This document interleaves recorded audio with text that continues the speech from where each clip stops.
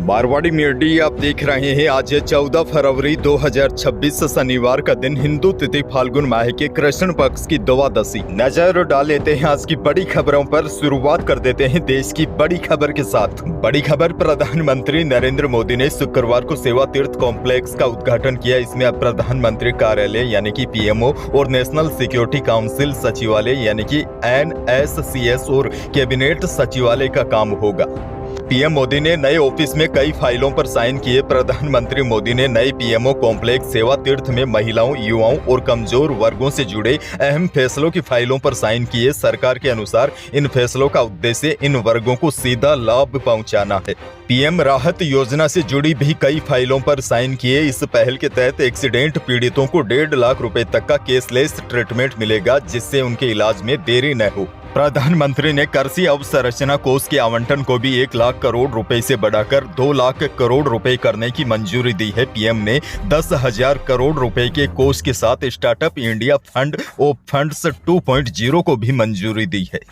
देश की एक और बड़ी खबर, तमिलनाडु के मुख्यमंत्री M.K. स्टालिन ने शुक्रवार को बताया कि उनकी सरकार ने केलेगनार महिला अधिकार योजना के तहत राज्य की 1.31 करोड़ महिलाओं के बैंक खातों में 5,000 रुपए जमा किए हैं। उन्होंने सोशल मीडिया प्लेटफॉर्म X पर जानकारी देते हुए बताया कि इनमें से 3,000 फरवरी, मार्च और अप्रैल महीने की किस्तों के लिए पहले ही दे दिए गए हैं। इसके अलावा 2,000 समर स्पेशल पैकेज के रूप में दिए गए हैं, यानी कुल मिलाकर हर लाभार्थी महिला को 5,000 रुपए मिले हैं। स्टालिन ने कहा कि कुछ लोग चुनाव का हवाला देकर इस योजना की रकम को रोकना चाहते थे, लेकिन उनकी सरकार ने पहले से ही पैसे भेज दिए हैं ताकि महिलाओं को कोई परेशानी न हो। उन्होंने वादा किया है कि उनकी पार्टी DMK अगर फिर से सत्ता में आती है तो महिलाओं को मिलने वाली राशि को और बढ़ाया जाएगा।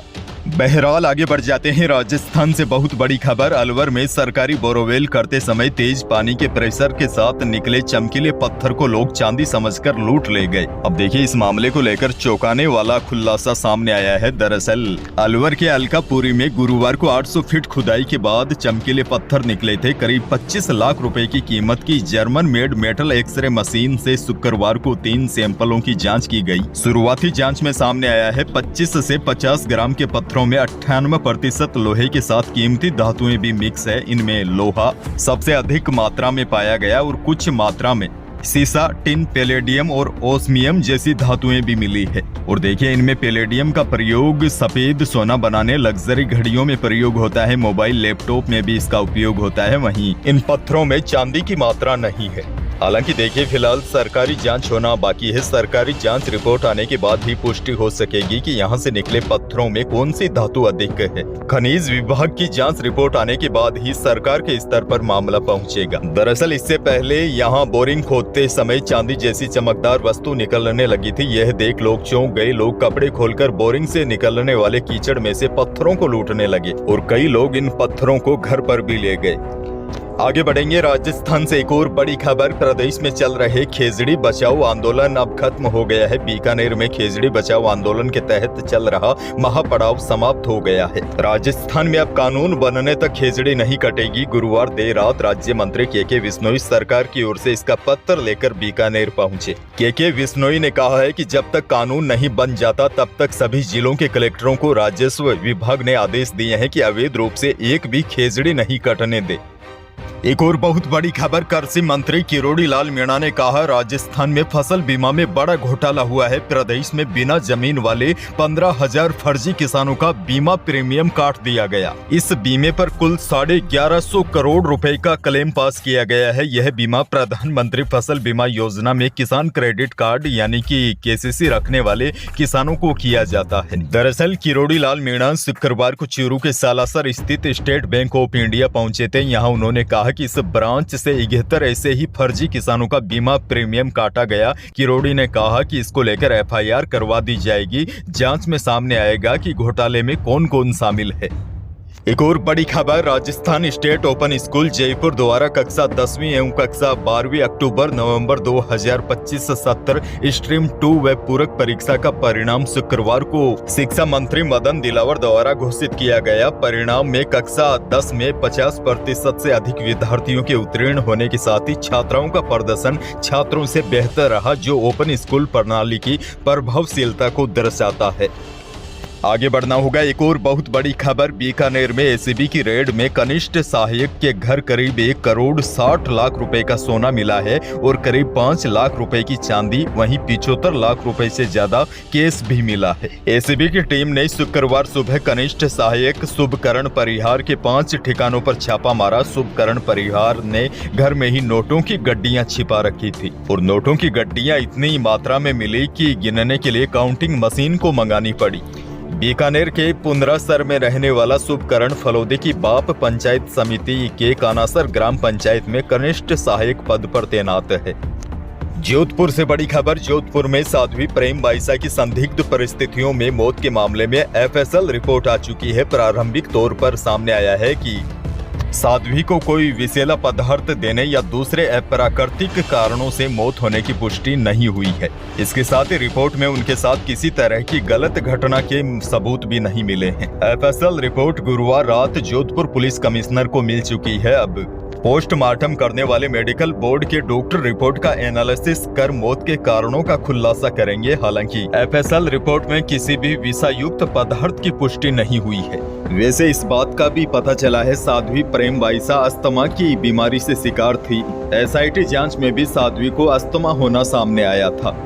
भीलवाड़ा से बड़ी खबर, भीलवाड़ा में 5 लोगों ने शराब समझकर जहरीला केमिकल पी लिया, जिसकी वजह से 3 महिलाओं सहित 4 लोगों की मौत हो गई। जानकारी के अनुसार यह सभी मजदूर है और शादी वाले घर में शराब की बोतलें समझकर केमिकल उठा लाए थे। यह किसी शादी में गए थे, वहां बर्तन साफ करने के लिए कोई केमिकल मंगवाया गया था। यह घर लौटते समय शराब समझकर वह बोतलें उठा लाए और 12 फरवरी को शाम को घर पर ही इनमें से कुछ लोगों ने यह केमिकल पी लिया, जिसकी वजह से मौत हो गई।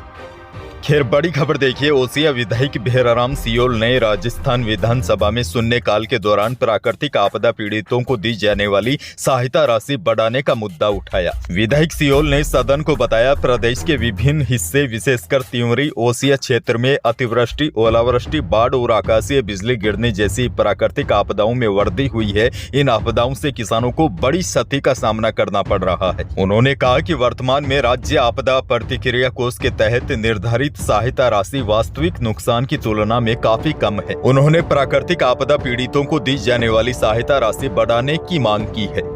एक और बड़ी और काम की खबर, इंटरनेशनल मार्केट की गिरावट की वजह से शुक्रवार को दोनों कीमती धातुओं में रिकॉर्ड गिरावट आई। चांदी 18,000 रुपए कम होकर 2,50,000 रुपए प्रति किलो रही। वहीं शुद्ध सोना भी 300 रुपए टूटकर 1,57,000 रुपए प्रति 10 ग्राम रहा। वहीं 22 कैरेट यानी कि जेवराती सोना भी 2,800 रुपए सस्ता होकर 1,46,800 रुपए प्रति 10 ग्राम रहा।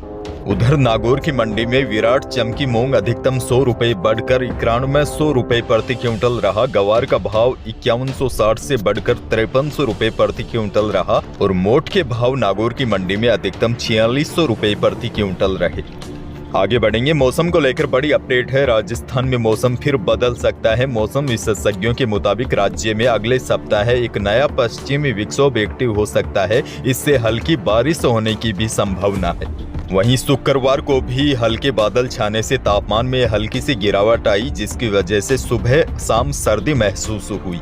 अब देखिए, बड़ी जानकारी यह है, मौसम केंद्र जयपुर ने राज्य में अगले 2 सप्ताह का मौसम पूर्वानुमान जारी किया है। इसमें अगले सप्ताह यानी 18 फरवरी के बाद प्रदेश के मौसम में बदलाव होने की संभावना जताई है। इस दौरान एक वेस्टर्न डिस्टर्बेंस के असर से राज्य में कहीं कहीं पर बादल छाने और कुछ स्थानों पर हल्की बारिश होने के आसार है। अच्छा, अंत में एक और बड़ी जानकारी आपको दे दूं, Bharat Pakistan world cup match का मजा बारिश बिगाड़ सकती है। T20 वर्ल्ड कप के ग्रुप स्टेज में दोनों टीमें 15 फरवरी को कोलंबो में भिड़ने वाली है। लेकिन इस दिन श्रीलंका के इस शहर में 60% इलाकों में बारिश का अनुमान है। अगर ऐसा होता है तो फैंस क्रिकेट की बड़ी राइवलरी को मिस कर देंगे। वहीं देखिए, टीम इंडिया कल 13 फरवरी को रात 9:30 बजे कोलंबो पहुंच गई है। वहीं पाकिस्तान टीम अपने सभी मैच कोलंबो में ही खेल रही है। अब देखिए, 15 फरवरी को होने वाले मैच में 24 घंटे बारिश का अनुमान है। सुबह 9 से दोपहर 3 बजे तक 60% बारिश का अनुमान है। अगर बारिश होती है तो फिर दर्शकों को निराशा हाथ लगेगी।